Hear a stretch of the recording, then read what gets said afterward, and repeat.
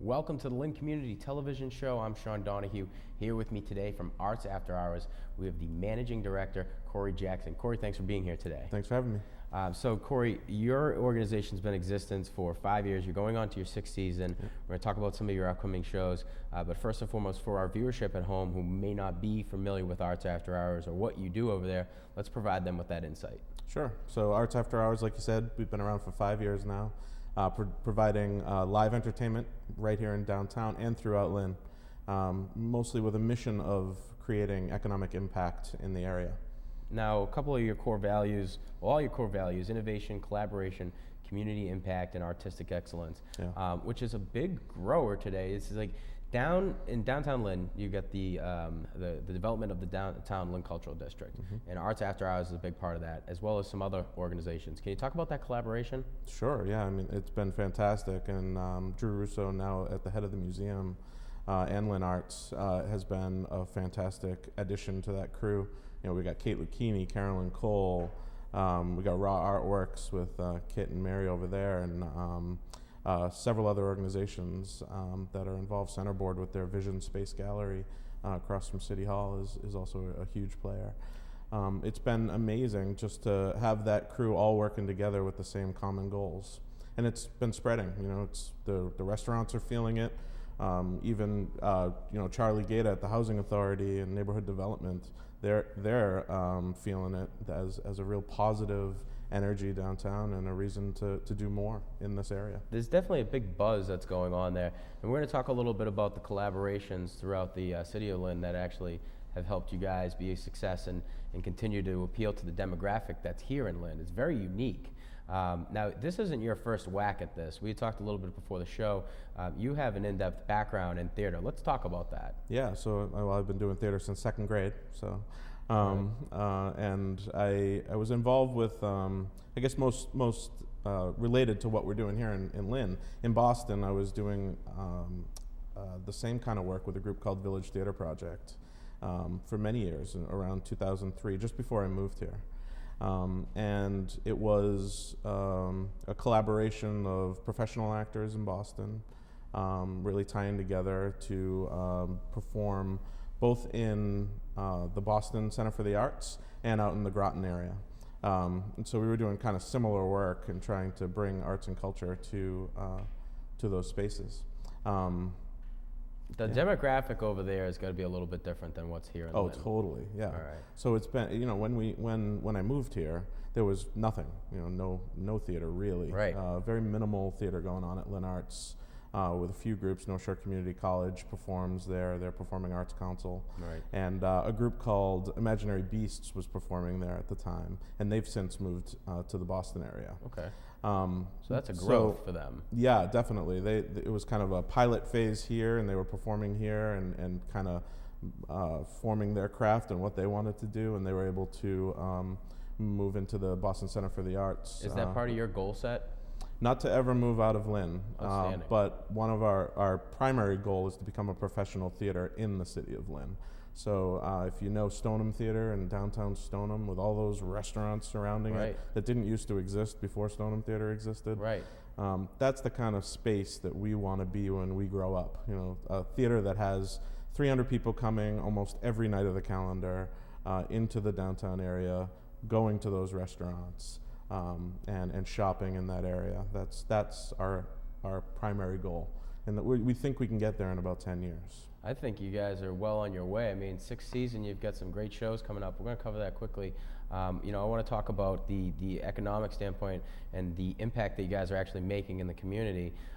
You know, you were the guy that made me privy years ago when we had you on a program before about the old saying, Lynn, Lynn, the city of sin. And it was more or less, I mean, now I've heard about 9 separate reasons why it exists, but yours makes a lot of sense to me because of all the theaters that were here. And this was kind of like the night out place. Do you think that we could get Lynn back to something like that? Oh, absolutely. Yeah, but I think so. It's important for us to really differentiate. Now, the word "sin" in this phrase is more like a night out type of deal. Fun. Yeah. Let's let loose. Right. Let's have some fun downtown. It's happening already. The auditorium is doing it on a grand scale with sometimes 2,200 people on one night. Are they working flooding with you this guys area. too? Is that Yeah. they a part of the Downtown Lynn Cultural District? Yeah, definitely. Jamie right. Marsh and his office has been incredibly supportive of everything we're doing, but also we're looking, at partnerships. How can we do stuff more together? Right. Yeah. And I think that is going to be the most effective way. And whether or not you guys know it, but I mean, you're setting the process, and it's going to allow people to see, like, it actually is all about collaboration. Yeah. And working with other people can help make everybody successful. So outside of that, obviously Arts After Hours, an outstanding asset to the Lynn community.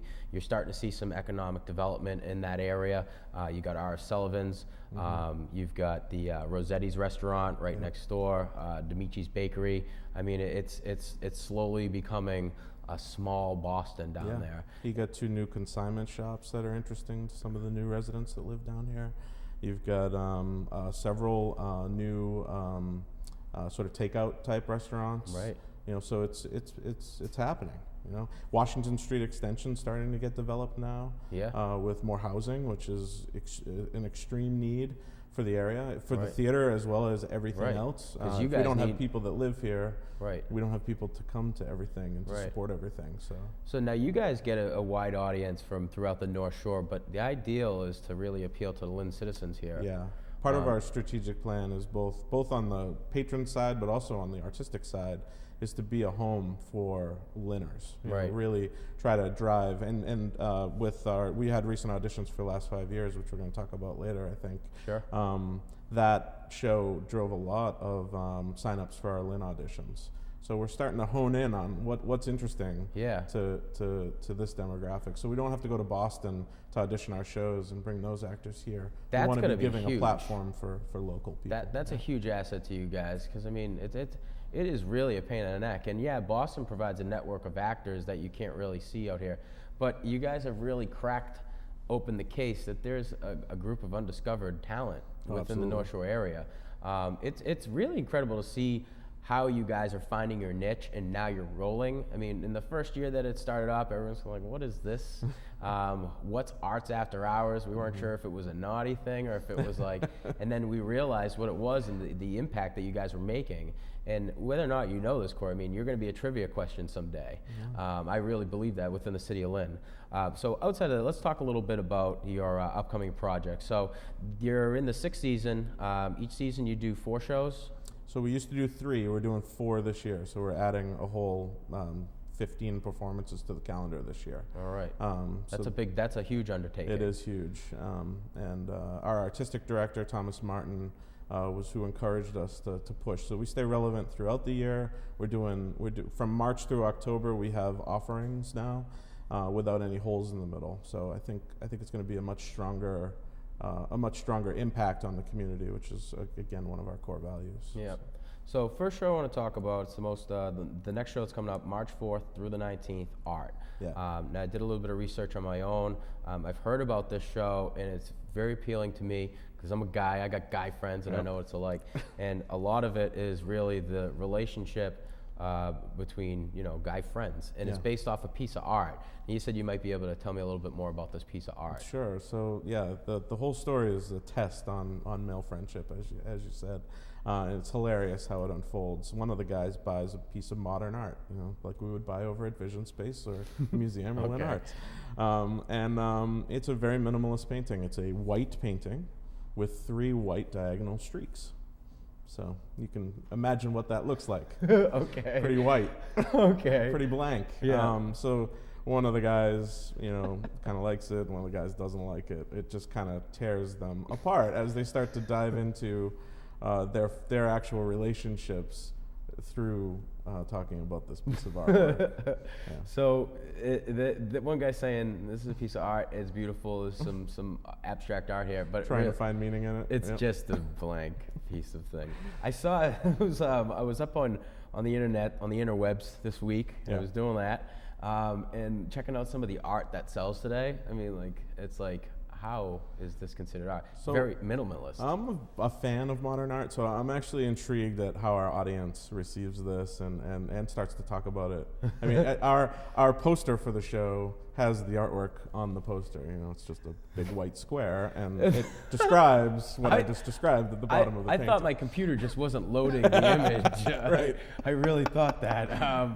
Good. Good. So it's making you think already. Do you think your audience will be split? Do you think that they'll be split just like your cast? This is, it is I think so, definitely. Some of them I will also like it. think it's a huge challenge to get our Lynn audience to come to a show like this. Yeah. So this is our first time where we're not doing something a little, musical, with good music that we can showcase, or out in the woods or over at Pine Grove Cemetery. You know, we're in the theater. It's a play. It's a comedy. It's phenomenal. It's a Tony Award-winning play. Right.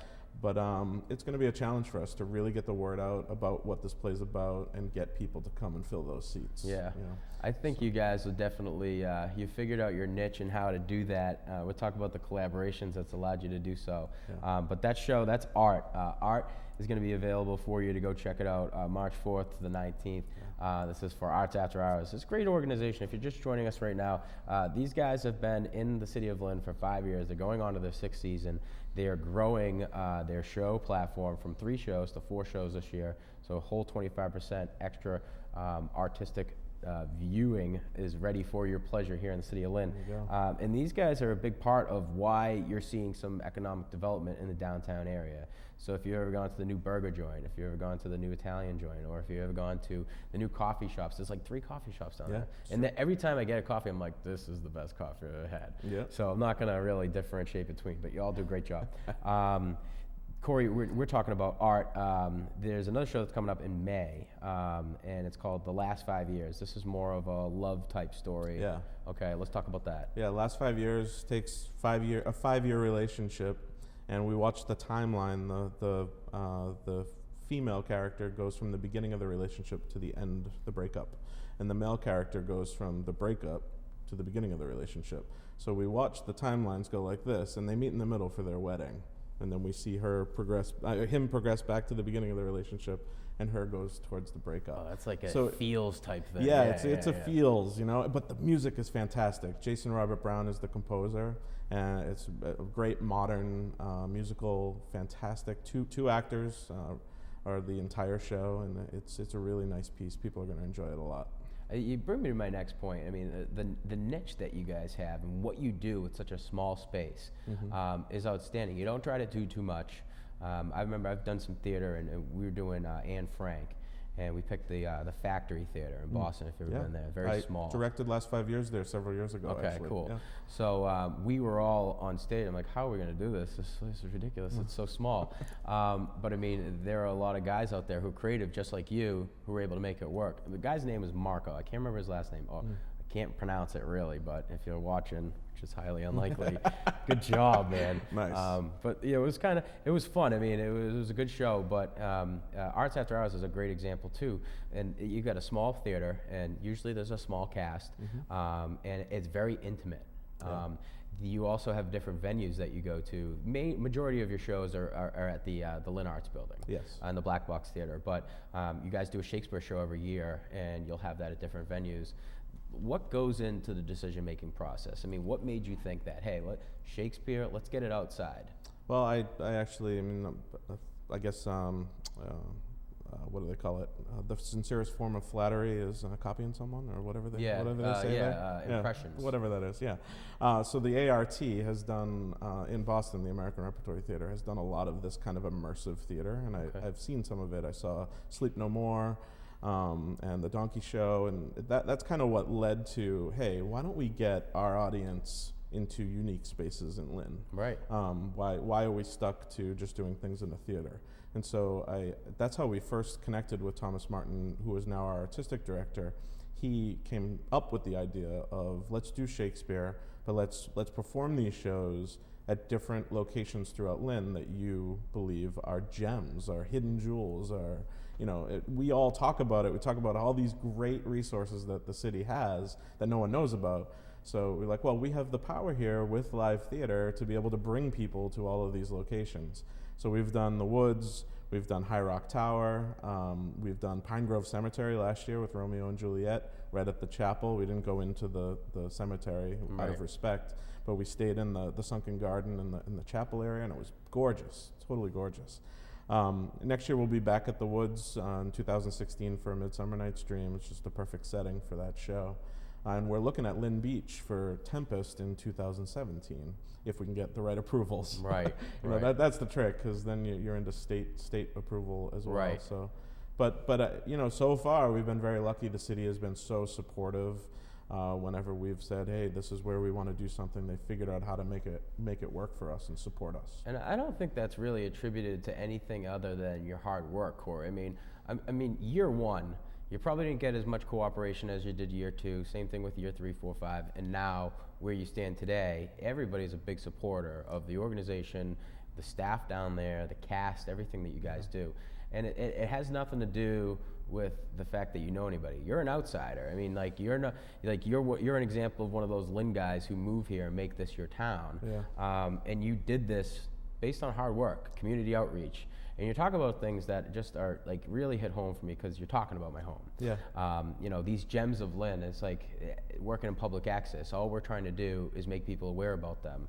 And having a guy like you out there and developing these shows just gives us more of a reason. Get out there and check it out and see how amazing it is. If we can get 100 people a year to take a little bit more pride in the city of Lynn, I mean, at the end of 10 years, you know, we'll be in a good situation. That's right. And we see 4,000 people through our doors every year. And it's been growing every year, so maybe even more next year. Why do you think that is? We were talking a little bit about the show. You talked about the Lynn Housing Authority, that there are some collaborations. There's a demographic that you got to appeal to. Outside of theater, AV and arts and all that, there's business to this as well. Yeah. We on the business model, I mean, we absolutely sell the city more than we sell the theater, the actual content of the shows. We sell the impact that you can have by just coming to a show, the fun you can have in your own city instead of going into Boston. Right. That's the selling point for us, is that you can have this experience right here, right in your backyard, in the city that you love, that you grew up in, that is your home. And then a cab we home also, for $5. Exactly. Yeah, we sell wine and beer at the theater, so that's a benefit. And you can bring it to your seat, you know. So people have a really great night, and then they continue their night after the show in downtown, where there are several places that you can go now, which didn't exist when we started. But I would say the support has always been there from day one. Our first show was the 25th annual Putnam County Spelling Bee is the show we did. And that show is a Broadway show, but it has guest spellers from the audience that come up and they're part of the spelling bee. The Charlie Gaeta was a speller. Matt O'Neill from the Blue Ox was a speller, you know, so it was a lot of fun, and we got a lot of support from the community. They found that idea.